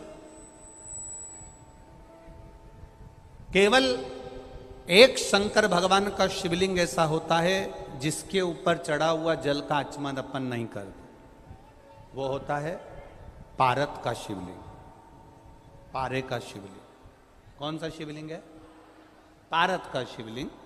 पारे का शिवलिंग, एक शिवलिंग पारत का ऐसा होता है जिस पे चढ़े हुए जल का आचमन अपन नहीं कर पाते। बाकी के जितने शिवलिंग है, जितने शंकर भगवान के स्वरूप हैं, पाषाण का हो, लकड़ी का हो, जिस भी स्वरूप में हो, हीरे का हो, पन्ने का हो, सोने का हो, चांदी का हो, पीतल का हो, तांबे का हो, एल्युमिनियम का हो, लोहे का हो, जो शिवलिंग है, कांच का हो, स्फाटिक का हो, जो शंकर भगवान के शिवलिंग है, हम उसका आचमन कर सकते हैं, हम उसको पी सकते हैं, हम उसका आचमन कर सकते हैं। केवल एक पारत का शिवलिंग ऐसा होता है, पारे का शिवलिंग एक ऐसा होता है जिस पर चढ़ा हुआ जल का हम आचमन नहीं कर पाते। उसी तरह जैसे पारे पर चढ़े हुए जल का आचमन साधारण मनुष्य नहीं कर पाता, उसी तरह भगवान शंकर के चरित्र को, भगवान शंकर के स्वरूप को, भगवान शंकर के स्वरूप को साधारण मनुष्य नहीं पहचान पाता। बहुत कठिन है भगवान शिव को पहचान, बहुत कठिन। शिव को जानना बहुत कठिन है। हम पहले भी कथा में कहे, आज फिर कहते हैं। आप लोग तो आ गए यहाँ कथा सुनने के लिए।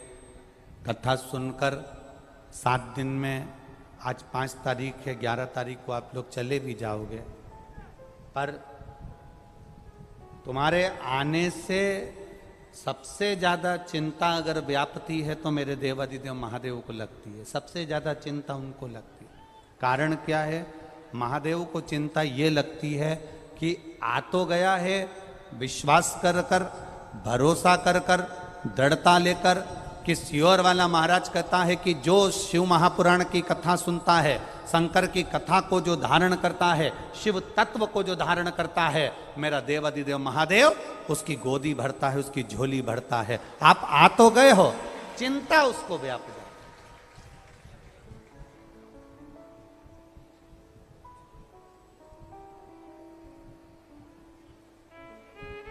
ये पुष्कर का मेला ग्राउंड, पुष्कर का ये मेला ग्राउंड है, ये कितना बड़ा है। और परंतु तुम जहां चले जाओ, जहां अभी हम आ रहे थे, हमने देखा कोई वो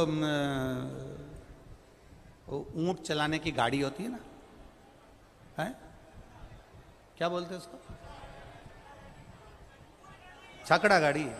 अच्छा, तो ऊंट की जो गाड़ी होती है, हाँ, इतने चतुर लोग कि वो उन्होंने देखा ये पंडाल पूरे भरे पड़े हैं, जगह नहीं मिल रही है और लोग जहाँ तहाँ बैठे हैं, तो वो छकड़ा गाड़ी को यहाँ बाजू में लिया है और उसके नीचे घुस के बैठ गए। बताओ उसका करे, आधे उसके ऊपर बैठे, आधे उसके नीचे बैठे, और ऊंट के पत्ते ठिकाने नहीं। अब ऊंट कहाँ गया वो अब मालूम। परंतु सबसे ज्यादा खुश आज ऊंट भी हुआ होगा। ऊंट इसलिए खुश हुआ होगा कम से कम 3 घंटे की छुट्टी, अपने को चलना नहीं पड़ेगा हो, तो ऊंट को भी खुशी है। अब आ तो गए अपन इतने, अब चिंता व्यापे देवादिदेव महादेव को, क्योंकि उसको मालूम है कि शिव पुराण तक पहुंचा है, खाली नहीं रखना है इसको। कथा तक आया है ना, खाली नहीं रखना है इसको, झोली भर कर भेजना है, झोली भर कर। ये उसको मालूम है, उसके चिंतन में है, उसके स्मरण में है। जल को देख लो और महादेव को देख लो एक बराबर। जल को देख लो और महादेव को देख लो एक बराबर। पहले के समय में ना अदालत होती थी, पहले के समय में ना पंचायत होती थी, पहले के समय में अगर निर्णय लिया जाता था तो हाथ में जल का पात्र पकड़ा दिया जाता था, उठा गंगा जली और कह दे तूने ये नहीं करा। केवल जल का पात्र हाथ में पकड़ा कर कह देते थे कि तूने ये नहीं करा। जल का पात्र है क्या, जल का लोटा है क्या, जल है क्या? शिव महापुराण की कथा कहती है ये जल का जो स्वरूप है, ये शिव तत्व है, ये शंकर का स्वरूप। और बहुत सावधानी रखो साहब जल के मामले में। हम फिर कहना चाहेंगे, जल है तो कल है। अपने दादा बाबाओं ने तो जल नदियों में देखा था, बोलो सही है कि गलत है? अपने दादा परदादा ने जल नदियों में देखा, अपने दादाजी ने जल तालाबों में देखा, अपने पिताजी ने जल कुएं में देखा, अपन ने जल हेडपंप में हापसी में देखा, अपने बच्चों ने जल पानी की बोतल में देखा।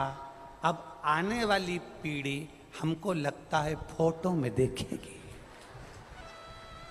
कि जल ऐसा होता था। हम नहीं बचा पा रहे,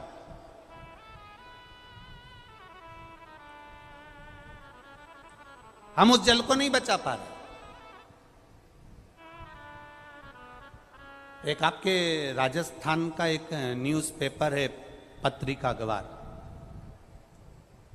उसने एक नियम ले रखा है, हर साल वृक्षारोपण करवाते हैं और आप लोगों को भी प्रेरणा देते हैं वो न्यूज़पेपर वाले, वो पत्रिका वाले, कि आप भी वृक्षारोपण करें।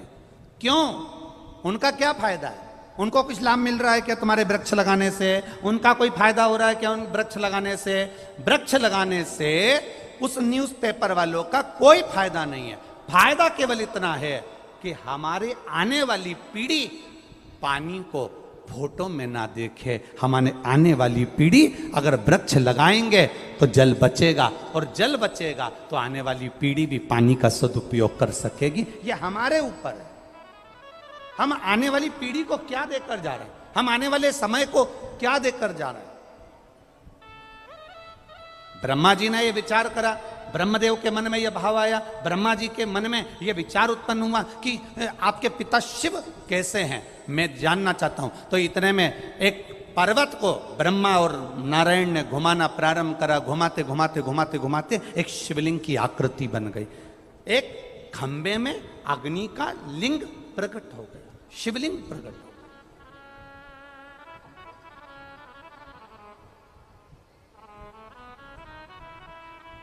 जब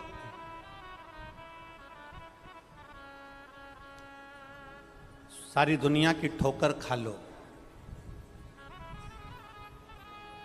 सारी दुनिया के हाथ जोड़ लो, सारी दुनिया से निवेदन कर लो, और उसके बाद भी तुम्हारी दुख की घड़ी समाप्त नहीं हो, तब प्रयास करना तुम्हारे घर में कोई गमला हो,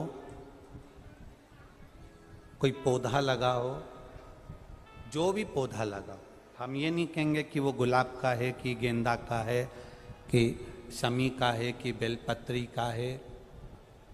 जो पौधा तुम्हारे घर में लगा, जो पौधा, एक प्रयास करना। अभी सावन चालू हुआ है, अगर तुम्हें लगता है कि मेरी दुख का समय समाप्त नहीं हो रहा, मेरी दुख की घड़ी समाप्त नहीं हो रही, तो घर में रहने वाले जितने लोग आस्था चैनल पर कथा सुन रहे हैं, जितने फेसबुक यूट्यूब पर कथा सुन रहे हैं और जितने पुष्कर राज की इस पावन धरा पर बैठकर कथा सुन रहे हैं, उनसे निवेदन करेंगे, श्रावण 2 सावन अब की बार हैं, एक अधिक मास का भी पड़ेगा और एक श्रावण ये पड़ेगा। ये जब 2 श्रावण पड़ते हैं तो इसमें हरि और हर का मिलन होता है, हरि और हर का मिलन, क्योंकि अधिक मास जो है वो भगवान पुरुषोत्तम का है, भगवान विष्णु का, और सावन के मध्य में अगर पड़ रहा है तो देवाधिदेव महादेव के साथ भगवान हरि का मिलन हुआ है, इसलिए इसको हरिहर श्रावण कहते हैं। ये 2 महीने के श्रावण में अगर मान लो एक दिन आपका निकल भी गया, 2 दिन आपके छूट भी गए, कोई दिक्कत की बात नहीं है। जो पेड़ तुम्हारे यहां लगा हो, जो पौधा तुम्हारे यहां लगा हो, जो वृक्ष तुम्हारे यहां लगा हो, जो क्यारा तुम्हारे यहां हो, कुंडी तुम्हारे यहां हो, उसी की मिट्टी को, उसी के पेड़ के नीचे, उसी पौधे के नीचे उस मिट्टी को थोड़ा सा हाथ से उसको उठाकर एक लिंग की आकृति बना लें। उसमें जलाधारी बनाने की जरूरत नहीं, केवल लिंग की आकृति बनाकर उसी की पूजन वहीं कर कर पानी चढ़ाकर 15 से 20 मिनट बाद अपना काम करने के बाद उसी को उसी मिट्टी में विसर्जन कर दें, अपनी कामना कर कर। देव अधिदेव महादेव 2 महीने के बाद क्या देगा ये वही जान सकता है।